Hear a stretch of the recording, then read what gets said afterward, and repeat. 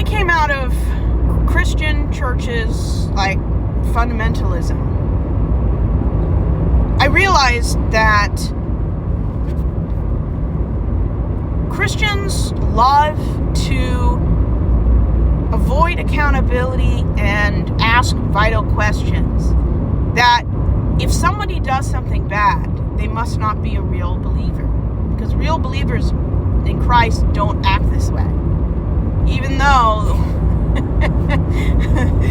if you believe in the Bible and reads the most famous patriarchs in the Old Testament, or even the kings of Israel that God said they were after my own heart, they murdered, raped, committed the worst acts of depravity. And when somebody says, like when I told my mother about the Assembly of God's misconduct scandal, instead of her saying, we Christians need to do better, we need to change the way we run churches, she said, well, they're not a real believer. Because when you say that, you don't have to take accountability for the kind of people your religion creates. And this is an awful, awful, awful way to escape anything. People need to take accountability. If an atheist does something bad, I'm the first person to say, they're a messed up atheist. I never said they're not an atheist. Even atheists do bad things. I mean, some of the worst dictators in world history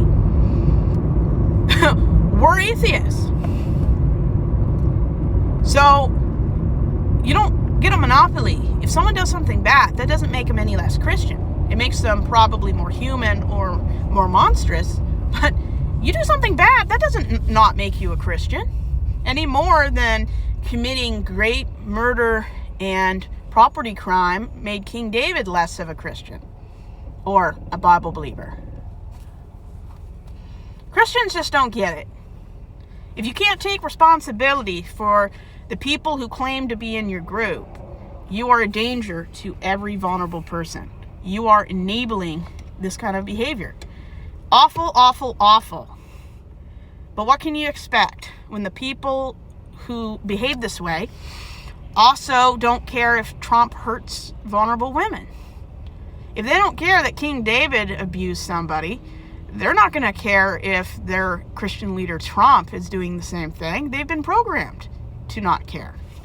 And that's the way church works. Not every church, but that's how churches are supposed to run. And it shouldn't